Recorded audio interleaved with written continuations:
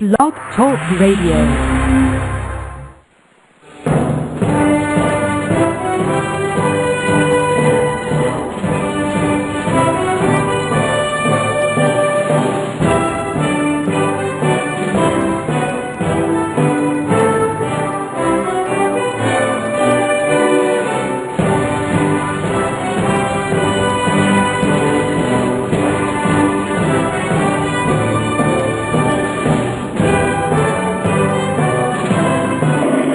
Boa noite, meus amigos.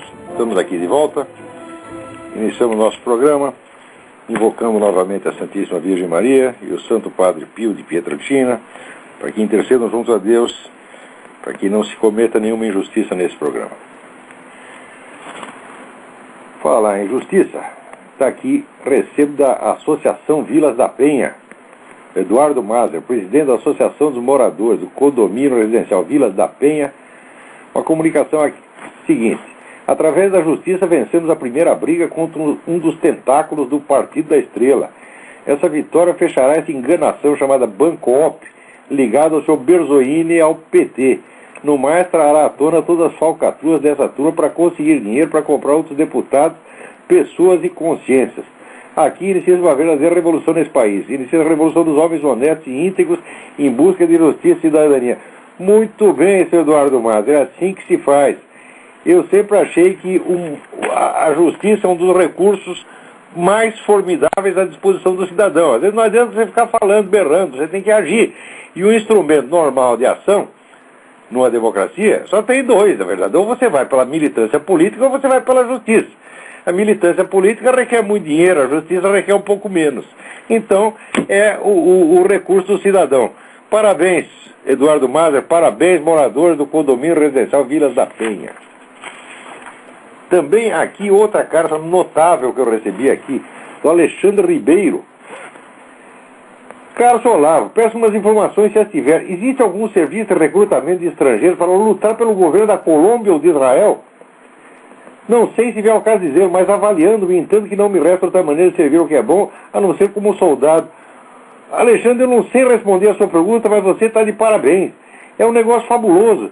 Quer dizer, no Brasil todo mundo está procurando um lugar para se encostar, para se esconder, está procurando alguma comedeira, algum tipo de, como é que se diz, de proteção e conforto, e você está procurando uma encrenca a serviço do bem.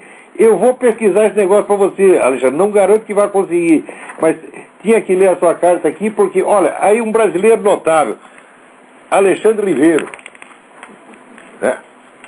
Aqui também, bom, tem uma carta aqui do Felipe Davi, que é muito importante essa carta, eu vou ler depois, mas primeiro eu quero comentar esse negócio.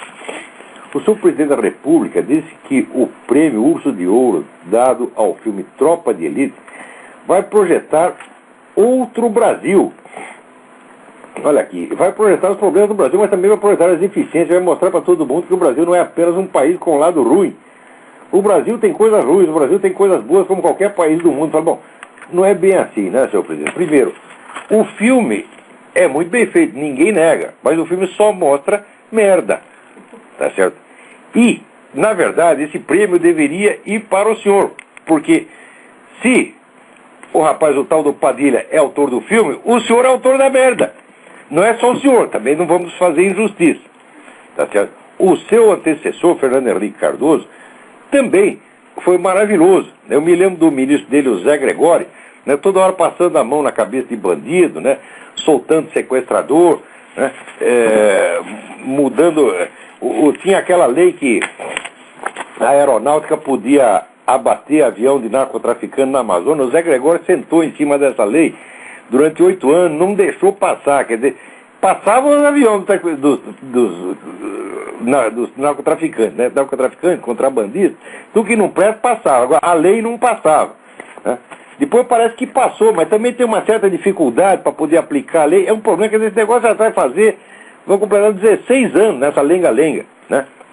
Enquanto isso, os aviões continuam passando, né?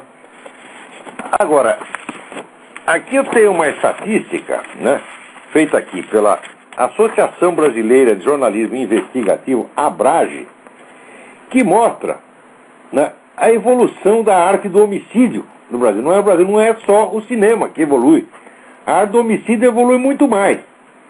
Porque aqui, em 1980, 1979, 80, o Brasil tinha 10, 12 mil homicídios por ano. Já era muito. Era dobro dos Estados Unidos. Porque os Estados Unidos hoje tem 10 mil por ano, num país que tem o dobro da população do Brasil. E o pessoal aqui está assustado. Acha que 10 mil por ano é muita coisa. Tá certo? Então todo mundo está estudando o assunto, debatendo toda hora, ver o que precisa fazer. Tá certo?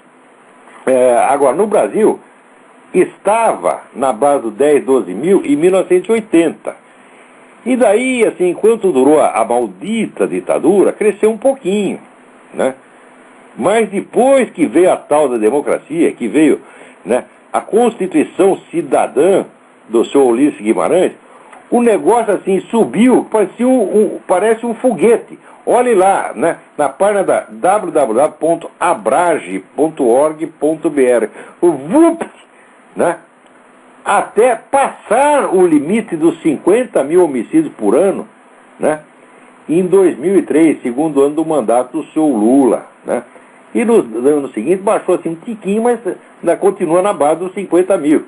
Agora, o mais bonito é o seguinte, é que esse pessoal todo que fica dizendo que não, a criminalidade é causada pela miséria, as pessoas vão né, traficar cocaína porque elas não têm emprego, coitadinha, não tem o que comer, então, né, então o sujeito tem que comprar um fuzil AR-15, né, uma metralhadora Uzi, né, e 1 tonelada de cocaína, porque ele não tem dinheiro para comprar feijão, então ele tem que comprar tudo isso, coitado, né?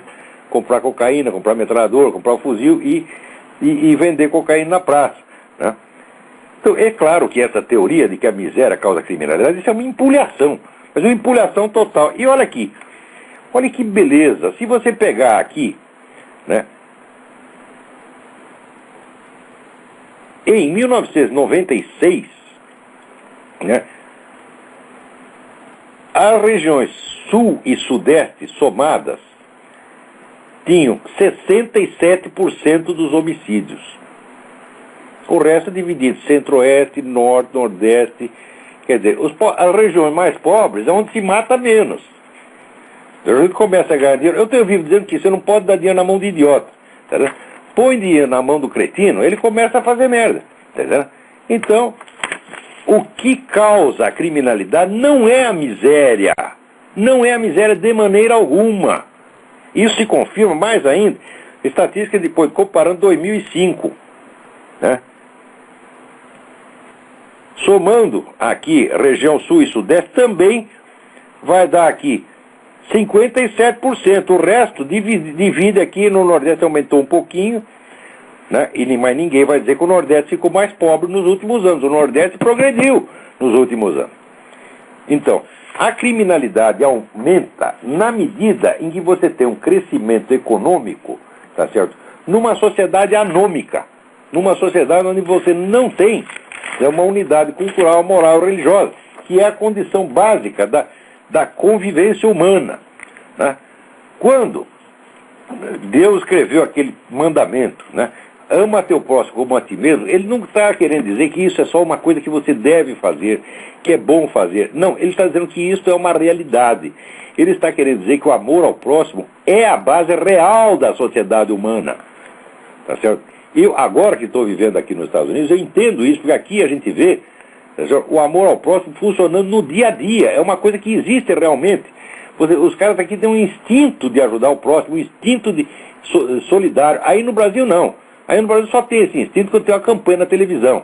Né? Aparece lá a Hebe Camargo, o Lula, né? O Zezé de Camargo e Luciano, dizendo, não, nós precisamos aqui socorrer as vítimas não sei do que, daí todo mundo derrama toneladas de lágrimas, né? E vai lá e dá o dinheiro para a campanha, né? Mas se o vizinho chega lá e pede uma xícara de café, uma xícara de açúcar, você manda tomar no cu na hora. Eu sei porque eu vi isso aí anos a fio. Né? Eu tomava um táxi lá no Rio de Janeiro, daí viu um moleque pedir, moço, dá um tolocadinho. Né? O motorista, o que falava? Vai lá, moleque! Né? Assim, chegava, tá lá comendo um restaurante na beira da praia, chega o sujeito pedindo um prato de comida, o garçom quase desce a mão no infeliz. Isso eu vi anos a fio. Eu ficava horrorizado com essas coisas. Eu falava, mas meu Deus do céu, Essa é uma sociedade totalmente sem costura. É uma sociedade onde estão todos contra todos. Então quem pode mais fala menos. Tá certo? Aqui nos Estados Unidos eu não vejo isso. Exatamente ao contrário. Pelo menos aqui, mais próximo do interior. Você não pode julgar os Estados Unidos pelos dois pontos que o brasileiro conhece. O Brasil conhece Nova York e Flórida. A Flórida é o México, porra. Só tem chicano lá e brasileiro. Tem brasileiro de monte. Quer dizer, você vem aqui para ver brasileiro. É incrível. Você gasta um dinheirão, né? Para vir aqui gastar dinheiro na loja e ver um monte de brasileiro, né? E dançar forró, tá certo? E daí sai, né? Vai pro Brasil falando mal dos Estados Unidos. O outro vai para Nova York. Nova York você encontra russo, chinês, japonês, indiano, né? Você só não encontra americano, pô. Não tem um americano na rua, tá certo? Aí você quer saber o que é americano, você tem que vir aqui pro interior, você tem que vir aqui para Richmond, você tem que ir para Georgia, você tem que ir pro Tennessee. Aí você vai saber o que é americano. Eu digo, olha, americano é um povo que tem amor no coração. Americano é um povo cristão. Esse negócio de evangelho, que todo mundo aqui só fala de evangelho, rapaz, um negócio impressionante. Os caras lêem a Bíblia todo dia, tá vendo?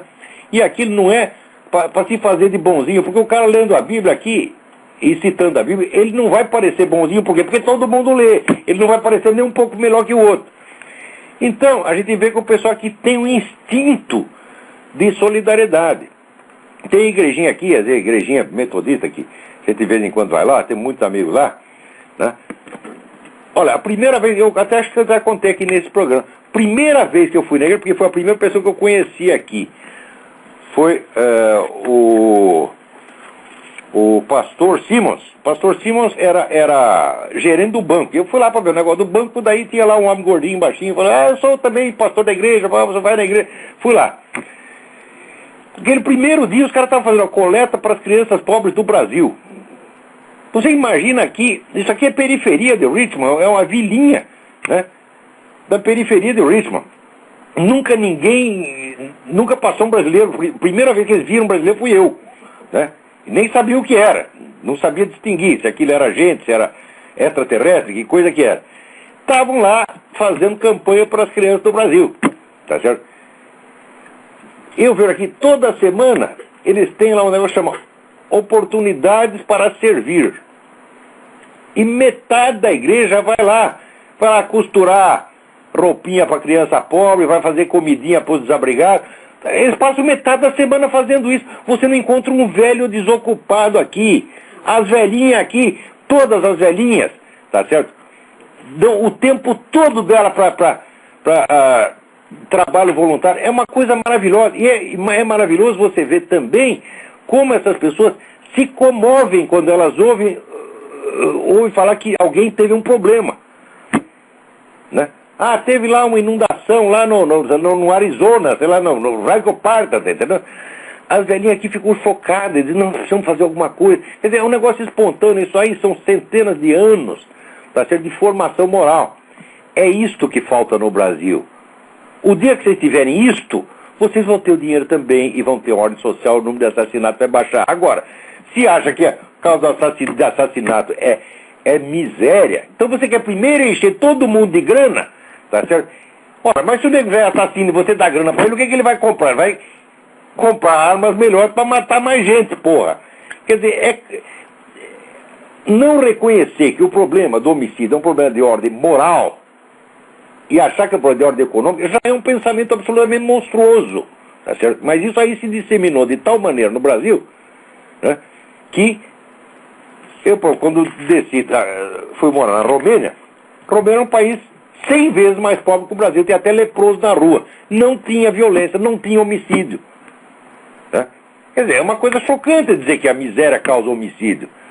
A miséria pode causar o sujeito bater carteira, né, ou roubar uma linguiça no mercado para fritar para o filho dele. É isso aí, mas sair matando 50 mil por ano? Ora, porra! Então aqui, né, o prêmio, né,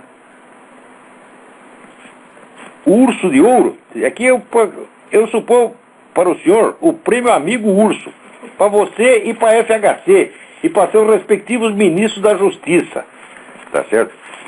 Bom, vamos em frente. Agora tem aqui a carta, peraí, tem alguém aí na linha. Alô? Alô? Sim. Olavo? Eu? Aqui é Eduardo Paiva do Rio de Janeiro, tudo bem? Tudo bem? Tudo bem, olha só, sobre isso que você está falando aí da violência e tudo, eu não sei, eu tinha uma opinião um pouco diferente. Eu acho que a violência, ela está muito ligada, pelo menos no Brasil, ela está muito ligada à impunidade. Mas só 2% dos assassinatos no Brasil, eles são punidos. Então, se uma sociedade não pune nem assassino, como é que... Olha, você tem razão, mas a impunidade é um fator multiplicador, ela não é a causa inicial. É? Quer dizer, por exemplo, o fato de não haver punição... Vou fazer uma pergunta para você. Se você estrangular o seu vizinho, você não vai ser punido. Por causa disso você vai estrangular? Claro que não. Quer dizer, a impunidade em si não causa o crime, ela facilita. Então, se houver já um estado de decomposição moral, de anomia, como se chama, anomia quer dizer falta de normas universalmente reconhecidas pela população. No estado de anomia, mais impunidade, fala, bom, aí juntou a fome com a vontade de comer. Quer dizer, os dois fatores existem, você tem razão. Concordo. É a sociedade que cultua a malandragem, a esperteza, né? Então por isso que eu acho complicado você ser uma pessoa que ajuda os outros no Brasil, porque você acaba passando por otário. Mas é isso mesmo, Eduardo, é isso mesmo. Olha, eu sou um homem de 60 anos, eu não nasci ontem. Toda vez que eu vi alguém querendo fazer uma coisa boa e de boa intenção, o pessoal maliciava e ria. Você não pode ser bom no Brasil, é proibido ser bom. Você tem que ser malicioso, tem que ser mentiroso, tem que ser filha da puta. Quer dizer, o problema no Brasil começa na educação doméstica. As mães ensinam as filhas, né, a manipular o marido. O pai ensina o filho a enganar a mulher. Você está entendendo? É assim, porra. Mas olha só, é uma sociedade baseada no ódio mútuo e na inveja. Se você um dia tiver oportunidade, Santo Agostinho escreveu páginas imortais sobre a sociedade humana, e ele mostra ali que o amor é a base da sociedade humana, a base verdadeira, não é a base ideal. Sem o amor ao próximo não existe a sociedade humana. Concordo. Agora, olha só, um caso prático. Eu emprestei um dinheiro para um amigo meu, aí foi passando o tempo, o cara nada. E todo dia encontro o cara na rua, o cara bebendo, o cara fazendo... E quer dizer... Tá ruim, hein? Como é que você pode ser um cara solidário numa situação dessa? É impossível. Não, aí é o seguinte, para superar essas coisas você tem que ser um pouco santo, porque você vai ter que ter uma paciência fora do comum. O número disso que já aprontou cachorrada comigo, não dá para contar. Você tá entendendo? Então, sabe o que a gente faz? Segue o conselho do Evangelho, você reze por eles. É verdade. Reze para a pessoa descobrir um caminho melhor. Quer dizer, você vai ter que devolver o mal com o bem. Não tem outro jeito. Olha, Olavo, eu acho... eu apoio as pessoas que ajudam as outras. Eu acho que é por aí mesmo. Agora, eu só consigo ajudar instituições que eu vejo assim fora do Brasil. Olha, vou te dar uma sugestão. Não ajuda instituição nenhuma. Eu não colaboro, no Brasil não colaboro para campanha nenhuma de merda nenhuma. Eu dava dinheiro pro pobre na rua. O sujeito vinha, pedia R$2, eu dava 20. E dou com prazer. Por quê? Porque eu sei que se o sujeito for beber, ele vai beber a pinga dele, tá entendendo? Com o dinheiro que eu dei para ele, que o importante é dele. Ele tem todo o direito de beber a pinga dele, porque eu dei o dinheiro para ele para isso. Agora, se você contribui para a campanha, isso aí vai terminar no bolso de deputado, tá entendendo? Vai terminar no bolso de canalha, filha da puta, aproveitador rico. Então não colaboro campanha nenhuma, esmola direto. Né? Olá, não tem uma criança na rua no Brasil que não esteja sendo explorada por um adulto. Não tem. É mesmo. Por um só não, às vezes tem 20. Mas, Eduardo, tem que passar adiante que tem mais gente na fila aqui. Obrigado pela sua colaboração. Tchau. Abraço. Tchau. Ó, eu peço aqui às pessoas que telefonem, por favor, sejam rápidas, porque tem gente na fila e tem um monte de assunto. Comecei aqui, é tanto atropelo que até esqueci um aviso importante. Atenção, dia 4 de março, terça-feira, 4 de março próximo, terça-feira, às 20 horas, haverá o lançamento dos livros do filósofo germano-americano Eric Voegelin, Reflexões Autobiográficas e Hitler e os Alemães. Isso será na realização na Rua França Pinto 498, São Paulo. Informações pelo telefone 55725363. 55725363 é 011, isso aí, São Paulo. E na ocasião haverá duas palestras. Uma palestra do professor Mendo Castro Henriques, que é professor da Filosofia na Universidade Católica de Lisboa e autor de um livro importantíssimo sobre Eric Voegelin, a filosofia civil de Eric Voegelin, e outra palestra de um tal de Olavo Carvalho, autor da mais impressionante sequência de palavrões do rádio brasileiro, depois do grande e inimitável Luiz Carlos Alborguete. Vamos lá. Tem outro telefonema aí. Importante. Alô? Alô? Alô, não estou ouvindo nada. Tá ruim essa ligação. Alô? E tá ruim, desliga, liga de novo. Não ouve coisa nenhuma. Desliga aí, liga de novo, por favor. Ficou muito ruim. E também quero lembrar vocês, de novo, o curso de Filosofia Política que eu vou dar aqui em Colonel Heights, na segunda metade de abril. Informações pelo telefone 041-3262-0100 ou 9974-4443, com o senhor Eduí.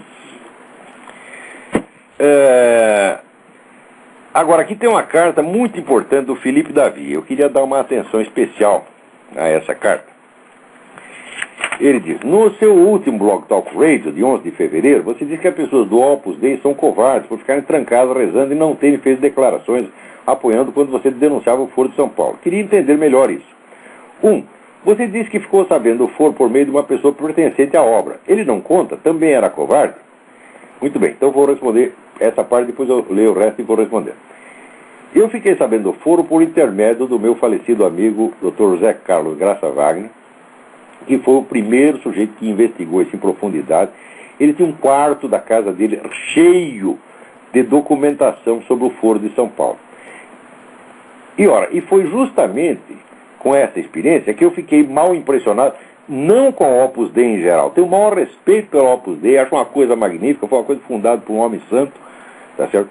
Eu jamais falaria mal da Opus Dei enquanto tal. Eu posso falar mal da conduta, tá certo? De alguns dirigentes ou representantes, nem sei de todos, mas pessoas que publicamente representam a Opus Dei no Brasil, tá certo? E eu não acho que elas estão fazendo coisa errada, eu acho que elas estão fazendo pouca coisa certa, tá certo? E comecei a achar isso justamente graças a esse fato, vamos dizer, dessa experiência que eu tive com o Dr. Graça Wagner.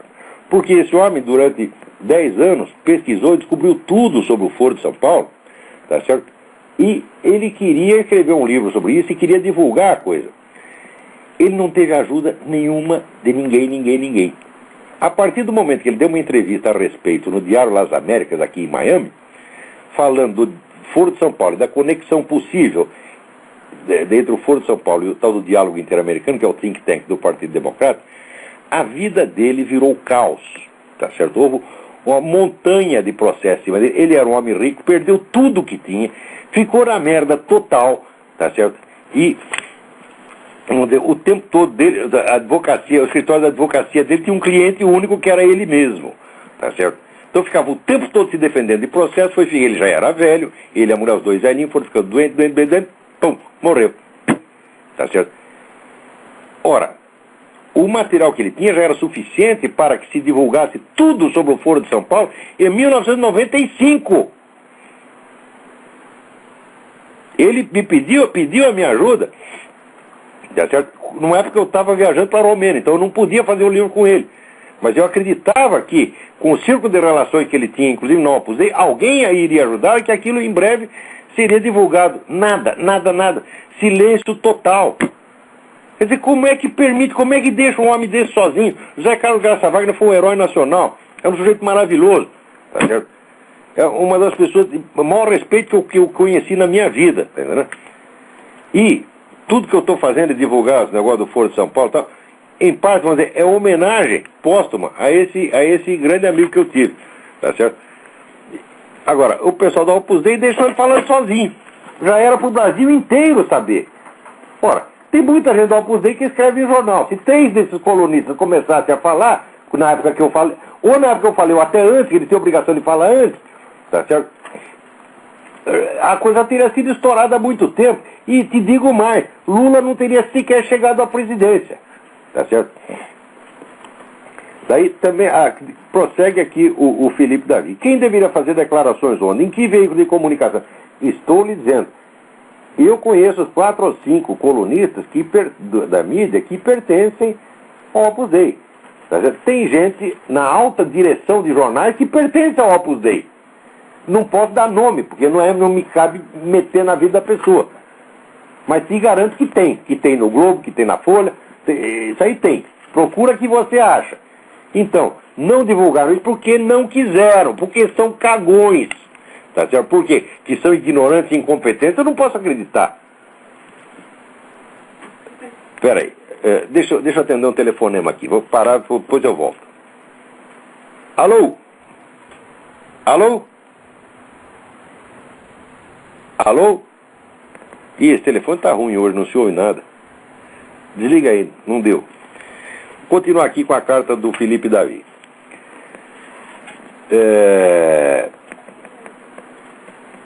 Ele pergunta assim, os cristãos devem sair por aí mimetizando o Olavo de Carvalho, chamando todos os esquerdistas de filho da puta. Olha, até que não seria má ideia. Ou devem tentar converter os filhos da puta. Falaram, meu filho, converter não adianta nada. Não adianta nada, o sujeito vai lá na igreja, confessa, comunga, vai na missa e continua fazendo a mesma merda, você não sabe. Você nunca ouviu falar em Frei Beto? Nunca ouviu falar em Leonardo Boff? Olha, o mentor, tá certo? O PT nasceu de dentro da Igreja Católica, nasceu da teologia da libertação dentro da Igreja Católica. Quer dizer, botar os negros na Igreja Católica não adianta nada. O problema não é quem você tem que botar dentro da Igreja Católica, o problema é quem você tem que tirar de lá de dentro. O que está faltando não são conversões, são excomunhões. Você está entendendo? Botar um monte de gente para fora. Tá certo? Porque senão isso vira um bordel como já virou. Ora, se você estudar, né, o problema, vamos dizer, da penetração da KGB dentro da Igreja Católica é uma coisa que remonta aos anos 30 e que deu os seus frutos no Concílio Vaticano II. É uma história de horrores. Tá certo? Que é contada pelo historiador espanhol Ricardo de la Cierva no livro Las Puertas del Infierno.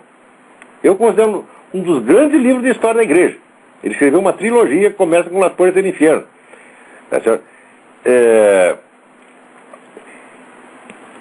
E ele fala ali também, vamos dizer, do fim da desmoralização da teologia da libertação. Mas desmoralização em que termos? Foi desmoralizar dentro da igreja. Tá certo? Mas ninguém foi excomungado. Quer dizer, o Leonardo Boff nunca foi excomungado, Frei Beto nunca foi excomungado, saíram porque quiseram. Excomunhão foi só para aqueles bispos conservadores, aqueles bispos de Campos, só para o Monsenhor Lefebvre, que era um homem santo, tá certo? Que nunca fez nada, por causa de um ato de desobediência, foram excomungados. Agora esses camaradas vivem, tá certo? Traindo a igreja o tempo todo, vendendo a igreja para o inimigo, e nunca são excomungados. No máximo, chama lá em Roma, passa um pito assim, meu filho, você modera um pouco, né? O próprio Papa atual, tenho grande admiração pelo Papa atual, mas ele, quando era cardeal Ratzinger, ele fez muita merda, fez muita merda. E uma delas é a seguinte, chamava o pessoal da teologia da libertação e passava pito paternal, pedia um silêncio obsequioso. E silêncio obsequioso, porra? Quer dizer, o decreto papal não é muito claro, o decreto de Pio XII e João XXIII não é muito claro, colaborou com o regime, o Partido Comunista, você está fora, está excomungado automaticamente? Ora, agora, se o cardeal se recusa, vamos dizer, a cumprir o decreto papal, também está em erro ele. Quer dizer, é excessiva a tolerância para com essa comunistada e uma intolerância de ferro para aqueles cujo único erro foi seguir a tradição da igreja. Olha, eu não pertenço a nenhum desses grupos conservadores, nem sede vacantista, nem coisa nenhuma, tá certo? E vou confessar para vocês, às vezes eu acho que a conversa deles é uma chatice, você está entendendo? Mas eu não vi que nenhum deles fez nada de mal. E ao contrário, nesse meio eu conheci pessoas santas, que nem o falecido doutor Júlio Fleshman, um sujeito notável, que era um camarada judeu que se converteu ao catolicismo E foi uma coisa incrível, porque ele entrou na Igreja Católica e a Igreja Católica sumiu no dia seguinte. Então ficou ele lá defendendo a tradição da qual ele tinha sido o último a entrar, que é, de certo modo, cumprindo a profecia, que os últimos serão os primeiros. Tá certo? Então, conheci muita gente santa nesse meio, tá, né? Então, o que tem de fazer é o seguinte: se você tem autoridade, excomungue os fulanos. Se não tem, pelo menos xingue-os. Pelo menos, no mínimo. Vamos lá. Tem alguém na linha aí? Santa nesse mérito, né? Alô? Quem é? O que tem de fazer é o seguinte: se você tem autoridade, excomungue os fulanos. Alô, vem o telefonema aí e aparece a minha voz reproduzindo lá. Assim não dá. De você, quando liga pra cá, você tem que baixar o volume do seu computador. Senão vai aparecer, as vozes vão se multiplicar e isso vai virar uma meleca sonora. Mas aqui continua o Felipe Davi. Essa carta é muito importante, eu gostei da carta. Mas você não acha que do jeito que você fala, o sujeito para cair em si precisaria ser uma das pessoas mais humildes da face da terra para admitir que é um merdinha? Olha, eu não sei, eu me inspirei no meu amigo, né? Tem um amigo chamado Otto, quando era jovem, que ele, quando brigava com alguém, ele batia no sujeito e falava assim: confessa que é um bosta. E continuava batendo. Olha, todos sempre confessaram, nunca falhou. Então, isso aí deve funcionar. Outra coisa, o problema desses caras não está no nível da crença, das ideias. Está no nível do orgulho pessoal, psicótico. Porque eles acham que são santos, eles acham que são maravilhosos, eles são dignos da admiração universal. Se você começa a conversar com eles, né, na base de passar a mão na cabeça e ser bonzinho, você está confirmando os camaradas da sua loucura. Você tem que acordar os caras da loucura, mostrar que eles não são nada. Você tem que humilhá-los. Não tem outro jeito. É a única maneira de você quebrar o orgulho do sujeito é você humilhá-lo. Então qual é a maneira de humilhar? Você mostrar para ele que você não o respeita de maneira alguma. Que nem eu fiz lá no Rio Grande, com o senador Henrique Fontana, dizendo: o senhor está desrespeitando o nosso governador. Eu falei: mas eu não o respeito mesmo. O sujeito diz que é campeão de masturbação e quer que eu o respeite, quer que eu lhe dê uma taça. Que porcaria é essa? Né? Então, nós temos que mostrar para essas pessoas a sua insignificância, a sua miséria humana, que é miséria igual a nossa. Nós não somos melhores do que eles. A única diferença entre nós e eles é o seguinte: nós sabemos que nós somos os coitados, os pecadores, os infelizes. Eles não, eles acham que eles são santos. O que nós temos que fazer? Temos que estourar um balão, minha gente. Então você é um bosta mesmo. Você está entendendo? Vamos lá. Agora, pergunta aqui o Felipe, né? Será a única forma de eu lutar? Claro que não, deve ter outras muito mais inventivas do que a minha. Agora, eu não vejo ninguém lutando. O problema nosso não é a variedade de formas de luta, tá certo? Só que eu vejo lutando é meia dúzia de pessoas que estão na internet. E sem contar o Reinaldo Azevedo, o Diogo Mainardi, tá? É sempre a mesma meia dúzia. Agora, existe uma grande diferença, mesmo nesses movimentos que começam a surgir, movimentos de ordem conservador, liberal, que começam a proliferar no Brasil, mesmo aí eu vejo uma grande diferença. O pessoal da esquerda, se você rastrear a história do PT e dos outros partidos de esquerda, você vai ver que esses partidos chegaram a ser o que são graças a milhares de militantes anônimos que deram seu tempo, seu dinheiro, seu esforço e sua vida sem nunca esperar receber nada para si. São milhares de pessoas. Eu conheci muitas pessoas assim no antigo Partido Comunista Brasileiro, certo? Em outras organizações de esquerda, né? Pessoas de origem operária, agricultor, empregadia doméstica, tá certo? Essa gente obedecia, fazia o trabalho que precisava fazer, fazia a parte sua do serviço, a parte anônima do serviço e nunca espera nada. Agora, toda essa turma liberal que começa a aparecer, tá certo? Eu só vejo moleque querendo brilhar. É muito chefe e pouco índio. Você está entendendo? Todo mundo virou intelectual de repente. Até o Rodrigo Constantino acha que é intelectual. Fala: durma-se com um barulho desse. Quer dizer, o Rodrigo Constantino seria um sujeito bom para fazer panfletagem porta de fábrica, tá certo? Para ser um tarefeiro, como se chamava no Partido Comunista, tá certo?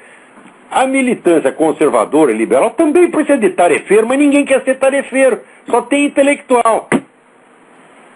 Né? Mas ainda um monte de moleque que vê na chegada dessas ideias novas, que o sujeito leu lá nos meus artigos, pega 2, 3 ideias ali, descobre um filão, e ele vai explorar aquele filão para subir na vida. Né? Geralmente, sabe, moleques de 30 anos, que ainda estão morando na casa da mãe, fala, oba, aqui é a oportunidade, né, de eu sair da casa da minha mãe, eu vou dar um curso desse negócio aí, vou falar disso aí. Então começa a se autopromover, porra. Né? Lendo essas coisas, vamos dizer, imediatamente começando, vamos dizer, a usar como autopropaganda. Sem meditar a coisa profundamente, sem ter um pensamento responsável. Quer dizer, eu vejo isso acontecer. Eu vejo, não é isso que a gente precisa fazer. Tá certo?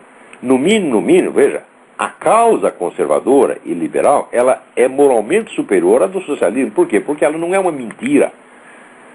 Tá certo? Mas as pessoas que estão envolvidas, tá certo, não são necessariamente melhores. E, na verdade, se você comparar, são muito piores.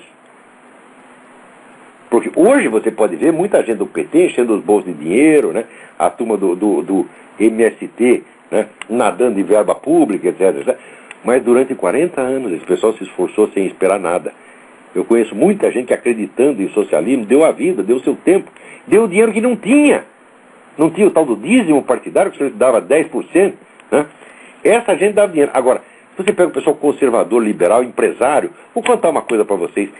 Em 1995, 96, eu inventei uma pesquisa, bolei uma pesquisa, fiz um projeto de pesquisa para comprovar por todos os meios científicos existentes a presença do viés esquerdista na mídia nacional.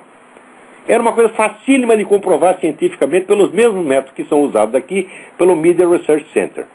Então, isso aqui é análise semântica do vocabulário e centimetragem. Então, bastava isso. Tá certo? Só que precisava uma equipe para fazer. E eu não podia fazer pessoalmente. Procurei tudo quanto é jeito, uma verbinha para fazer a pesquisa. Eu nunca consegui. Né? E também propus uma história, vamos dizer, da Revolução Cultural do Brasil, que também seria uma pesquisa envolvendo várias pessoas. Também não consegui. Depois apareceu o meu projeto o Centro de Estudos Ibn Khaldun, que era um estudo abrangente sobre a estratégia esquerdista no continente, feito por 12 pessoas que eram os maiores estudiosos da área. Tá certo? Houve dinheiro durante um tempo graças a um abnegado empresário lá do Paraná. Então acabou o dinheiro. Ou um sujeito tentou fazer alguma coisa. Note bem. Agora, e dinheiro para o PT? Né? Sempre sobrou. E dinheiro também para picaretagem liberal, para oba-oba liberal. Eu vejo aparecer aí instituições, institutos das mesmas pessoas que 5 anos atrás me pediam para parar de falar do Foro de São Paulo. As mesmíssimas pessoas agora estão posando aí de os grandes representantes do movimento liberal. Vocês são, né, representantes, é de vocês mesmo, do seu bolso, da sua vaidade, tá certo? Então, se querem fazer um movimento conservador liberal sério, vamos parar com isso, gente. Tá certo? Então, o Davi tem razão, quer dizer, não é uma coisa de você sair alardeando, não, realmente você tem que se preparar, mas quando eu critico o silêncio, não é de pessoas jovens, são de homens da minha idade, homens de 50, 60, 70 anos, tá certo? Que deixaram lá o Zé Carlos Graça Wagner na mão, quando ele precisava de ajuda. Quem é? Alô, quem é? Alô? Alô? Olá, aqui é Eduardo. Eduardo, oi. Olha só, Eduardo ou outro? qual é a tua leitura sobre a independência do Kosovo e a relação dos países em relação a essa independência? O governo brasileiro já emitiu uma nota dizendo que foi em cima do dar nenhum palpite que vale a pena de ser ouvido. A minha opinião aí vale tanto quanto de qualquer outro. Quando eu estudei o assunto, eu digo, olha, eu conheço e vou opinar com autoridade. Agora, se eu não conheço, esse assunto é complicado e requer um estudo específico. Eu não fiz esse estudo. Então, você vai me dispensar dessa. Tá legal, então um abraço. Um abraço, obrigado. Tem mais alguém aí na linha? Vamos lá. Alô? Alô? Oi, esse telefone é um agente petista infiltrado. Não se ouve nada. Desliga, liga de novo. Falhou. Não se ouve nada. Nada. Você parece um tigre rosnando. É tudo que eu escuto daí. Agora, eu queria ler uma carta aqui que eu recebi também. Então, Felipe Davi, lamento a minha resposta ser tão sumária, mas é o que deu para fazer aqui, né? Mas acho que você entendeu o meu negócio. É claro que os jovens têm que ficar quietos e estudar. Agora, o homem maduro, 40, 50, 60, tem que sair para briga, né? Agora aqui, Padre Eduardo, aqui. Querido Olavo de Carvalho, Padre José Eduardo, envio-lhe uma das manifestações vergonhosas católicas pelo direito de decidir. A cegueira pertinaz dessas senhoras, se é que merece esse nome, é realmente doentia. Talvez devesse lembrar, como bem recordou o Papa Bento XVI na última semana, que o inferno existe e não está vazio. Não está não, está cheinho. Né? Está cheinho de que eles já estão requerendo lá um pedaço da Amazônia. Para caber mais um pouco lá. Então, ele me manda aqui um documento dessas senhoras que elas insistem com esta coisa de dizer que são católicas. Olha, o sujeito pode se declarar católico por intenção, né? Então, embora não frequente a igreja, né? Não esteja, embora a sua conduta externa não seja nada de católico, ele pode ser católico no seu coração, tá certo? E isso, para Deus, é muito importante, tá certo? Porém, quando você documentadamente sabe que esse grupo, tá certo, é satanista praticante, então chamar católico passa a ser um estelionato. Isso é exploração da boa-fé popular. O lugar dessas senhoras é na cadeia. Senhoras, senhoritas, ou seja lá o que for. Tá certo? Isso aqui é um bando de filho da puta, tá entendendo? Vigarista. Já chamei de vigarista, digo e repito. E olha aqui, dona. Tá aqui a senhora, acho que a senhora Kisling, não é? Como é que ela chama? Kisling, sei lá o quê. Uma senhora americana aí. A revista de vocês publica odes a Satanás. Tá certo? E vocês fizeram na escadaria da Catedral de St. Patrick, tá certo? Uma encenação blasfema em que nomearam uma das suas membras, Papisa, Joana I. Oh, e depois dizer que são católicos, eu vou pra puta que as pariu, dona. Pra enganar a mim. Eu sou trouxa, mas eu não consigo ser tão trouxa quanto vocês querem. Então, tem que acabar, essa sociedade tem que ser fechada e essa mulher tem que ser posta na cadeia por exploração da boa-fé popular, por estelionato. Isso chama-se estelionato. Estelionato e falsidade ideológica. Quer dizer, você está falando em nome de uma instituição a qual você não pertence de maneira alguma. Tá certo? Olha aqui. Eu posso ser o maior filho da puta da paróquia, mas eu, no meu coração, tá certo? Eu sempre fui católico, pertenço à igreja de coração. Agora, minha mulher é protestante, então eu vou no culto protestante também. E quem vai me encher o saco por causa disso? São uma merda vocês. Tá? E não tem que dar satisfação nenhuma pra vocês. Tá certo? Vamos ver.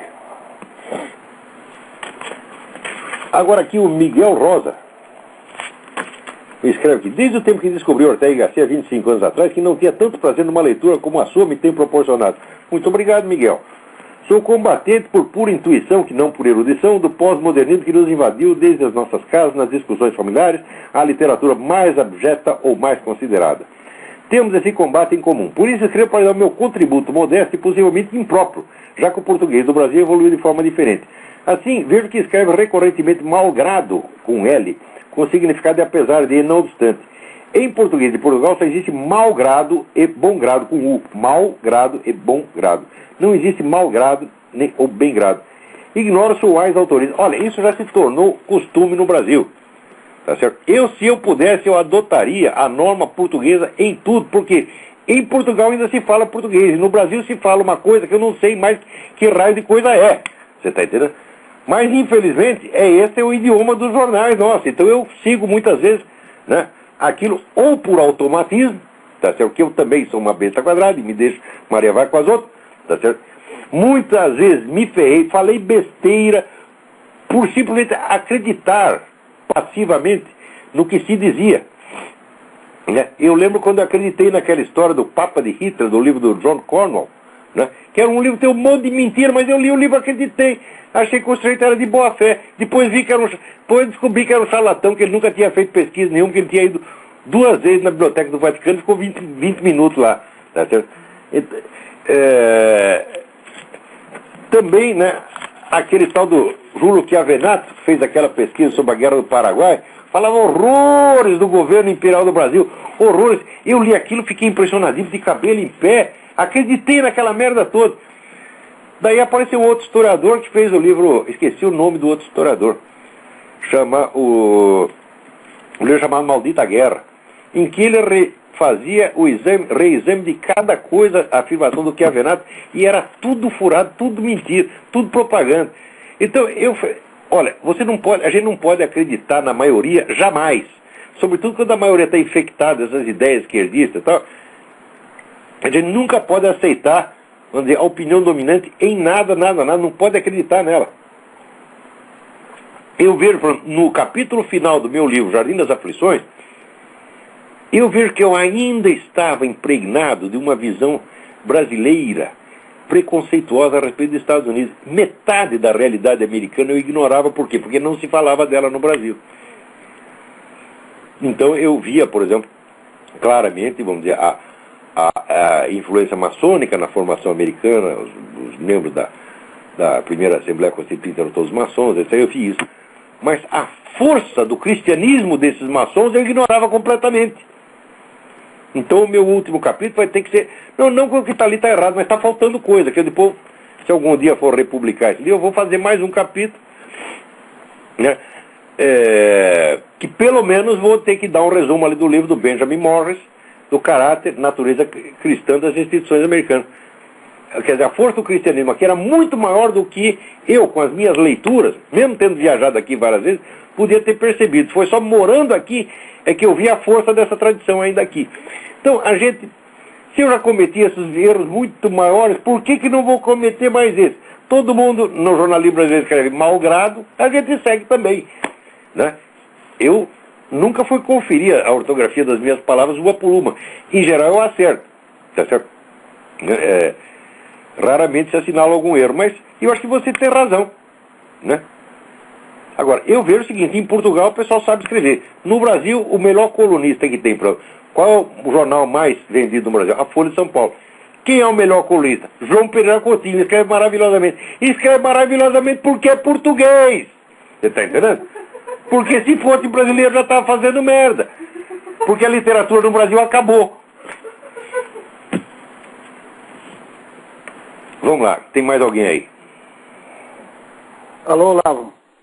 Alô? Como é que vai? Tudo bem? É o Alex da Flórida. Alex.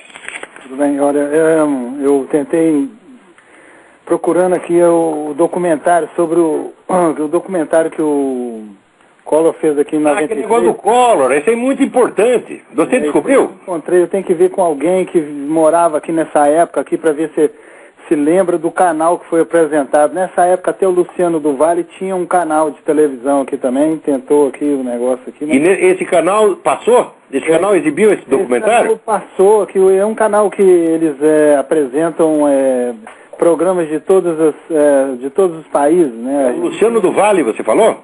O Luciano do Vale tinha um canal nessa época aqui. Eu tenho que ir a Miami aí, ver se eu encontro aí com o pessoal que então, quem tiver alguma informação a respeito, dê uma força aí pro Alex, que ele está pesquisando esse negócio. Isso é muito importante, os brasileiros têm que saber disso aí. Não tem sentido só os americanos saber do que se passa no Brasil, porra. É, isso mesmo. E outra coisa, você viu um filme que ele apresentou aqui nos Estados Unidos, chama Trade? Sobre... Trade, um filme magnífico. Lá fala que de 50 a 100 mil crianças são sequestradas no México e 1 milhão no mundo. É uma coisa horrorosa. Assistem esse filme, Trade, o ator Kevin Bacon, né? Que não é o Kevin Bacon? É. Eu sei lá o nome do... Kevin Kline, que Kevin Bacon? Kevin Kline. Dá um show, ele faz um personagem magnífico, que é um personagem, vamos dizer, de aparência modesta, mas com muita grandeza interior que vai aparecendo aos poucos. É maravilhoso o filme. Aquilo é uma lição, gente. É um alerta e uma lição. Trade quer dizer comércio, é comércio de criancinha. Isso está acontecendo muito no Brasil, e a máfia russa é que domina o mercado no mundo. Eles trazem da Europa, lá da Polônia, da Rússia, até de países da Ásia. Exatamente, uma garota polonesa que é vendida lá junto com o garotinho japonês. Isso, eles dominam o mercado de crianças num país comunista. Exatamente. É isso aí, Olavo. Então, agradeço muito pelo seu interesse e espero que você tenha sucesso na sua pesquisa aí. Eu vou continuar. Nos faça o favor de nos manter informados. Isso é muito importante. Vou continuar procurando aqui, fazer contato com o pessoal aqui que vive aqui aí há muito tempo aqui, para tentar aqui a gente localizar esse documentário, e assim que eu tiver alguma coisa certa eu entro em contato com você. Muito bom, muito bom. Um grande abraço, tio. Abraço, tudo de bom aí. Tudo de bom para você também, claro. Obrigado. Deixa eu ver, peraí, o que mais temos aí?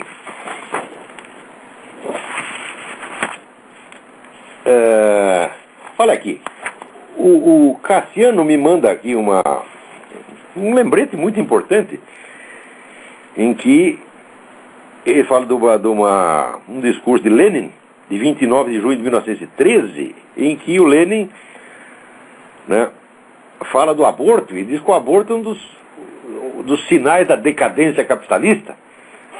Você vê como é que é esse pessoal revolucionário, né? Eles usam tudo. Quer dizer, é por isso que eu digo que você não pode captar a natureza da ideologia revolucionária só pelo conteúdo, né, efetivo do que eles dizem. Você precisa pegar a forma de raciocínio e a estratégia de raciocínio que está por trás. Tá certo? Por quê? Você vai encontrar o comunismo vai ser ora abortista, ora anti-abortista, conforme lhe convenha. Assim como o comunismo não é nem a favor da violência, nem contra a violência. Ele não é a favor do roubo, nem contra o roubo. Tá certo? Ele pode roubar ou pode denunciar o roubo conforme lhe interesse. O movimento revolucionário não é só comunista, atenção, porque o movimento revolucionário começa muito antes do comunismo e se prolonga para além do comunismo. Hoje você tem uma forma, como disse o Papa, esse materialismo militante, esse anticristianismo militante que tem hoje aqui, é pior até do que o comunismo. Tá certo? Então, o movimento revolucionário, ele se aproveita de tudo.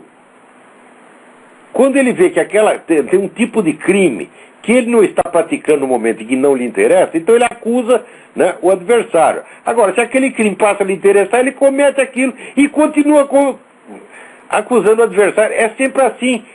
Quer dizer, esses caras são absolutamente onipotentes, eles estão por cima de tudo. Eles não têm compromisso nenhum com o que eles mesmos dizem. Quer dizer, a partir da hora que o sujeito meteu na cabeça que existe um mundo maravilhoso no futuro e que ele personifica esse mundo maravilhoso do futuro já hoje, ele passa a ter a autoridade do mundo futuro que julga o mundo presente e o mundo passado. E se coloca acima de toda a humanidade. Isso é a lógica interna do movimento revolucionário. Quer dizer, que é exatamente isso que eu tenho analisado, quer dizer, a análise da estrutura do pensamento revolucionário, não do conteúdo. O conteúdo variou muito ao longo dos tempos. O movimento revolucionário começa, vamos dizer, com heresias cristãs, tá certo? E depois vai mudando, e toda hora muda de novo. Você está entendendo? Ora o movimento revolucionário quer o livre comércio, né? Ora quer a estatização completa, ele vai mudando de figura, tá? Conforme lhe interessa no momento. O que interessa assim, é manter a merda voando. A merda não pode parar de voar, você está entendendo? Então, é isso que eles têm feito há séculos. Agora, tem um monte de trouxa que acha isso lindo, né? Então, gente, eu acho que o nosso tempo aqui... agora aqui, só para... Henrique Garcia me pergunta se eu conheço filósofo quientista português chamado Heitor Pinto. Frei Heitor Pinto, maravilhoso, um autor maravilhoso, né? Que já se aventurou a comparar com... Se ele pergunta, eu já comparei a imagem da vida cristã do Frei Heitor Pinto com o Diálogo de Platão. Mas certamente, né? E aqui, me pede aqui uma indicação sobre filosofia portuguesa em geral. Tá certo? Então, existe uma série de livros coordenada por um autor chamado Pedro Calafate. Pedro Calafate, que é a história do pensamento português. É uma série que já está em 6 volumes, um negócio maravilhoso. Lá tem tudo, está tudo mastigadinho lá, tá certo? Agora, quando for estudar essas coisas, claro que no quinhentismo ali tem muitos personagens interessantes, como o próprio Frei Heitor Pinto. Mais recentemente tem um gênio da filosofia chamado Leonardo Coimbra. Não jamais podemos esquecer de Leonardo Coimbra, tá certo? E, quer dizer, tem muitas pessoas interessantes ali no pensamento português. Certamente a intensidade da atividade filosófica em Portugal é uma coisa que não se compara com o Brasil. Quer dizer, os portugueses, eles pensam, eles refletem sobre sua própria história, tem uma consciência histórica profunda e um senso de responsabilidade, inclusive pelo seu próprio passado português, que é uma coisa que no Brasil é impensável. Que no Brasil, todo mundo parece que assim, que a história começou ontem, começou com ele, né? Todo mundo é Adão no paraíso, o novo Adão, né? Não, a história começa com o advento, né? Digamos, Rodrigo Constantino, ou José Cristaldo, né? Ou esses petistas de merda, né? Então, quer dizer, não respondem pelo passado das correntes culturais que eles mesmos representam. Então, dá uma olhada lá no livro do Pedro Calafate, você não se arrependerá. Vamos ver se dá tempo de atender mais um telefonema aí. Quem é? Alô? Alô? Olavo? Eu? É o Alfredo do Rio. Tudo bom, Olavo? Tudo bom, Alfredo? Olavo, é o seguinte, eu tô com a revista aqui, a revista Playboy do mês de fevereiro, a Playboy brasileira, e saiu uma matéria sobre a direita bossa nova.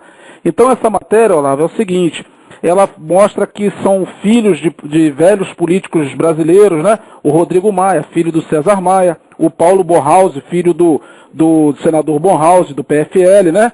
O namorado da Adriane Galisteu, o Fábio Faria, o neto do ACM também, o Antônio Carlos Magalhães Neto, todos eles apontados como netos e filhos de políticos de direita. Na verdade, nenhum deles se reconhece como direita e conservador.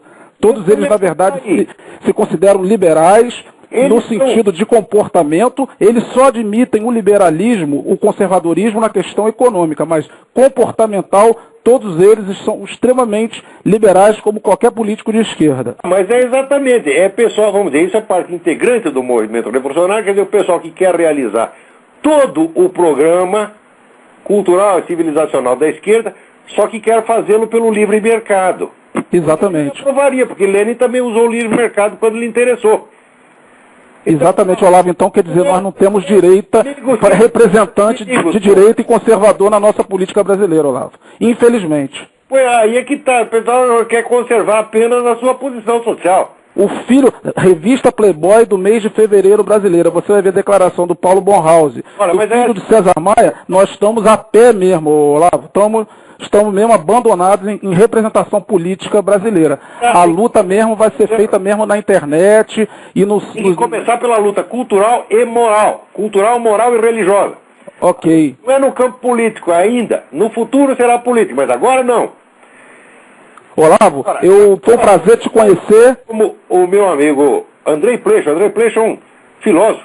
O mais importante filósofo romeno. Ele era ministro das Relações Exteriores da Romênia.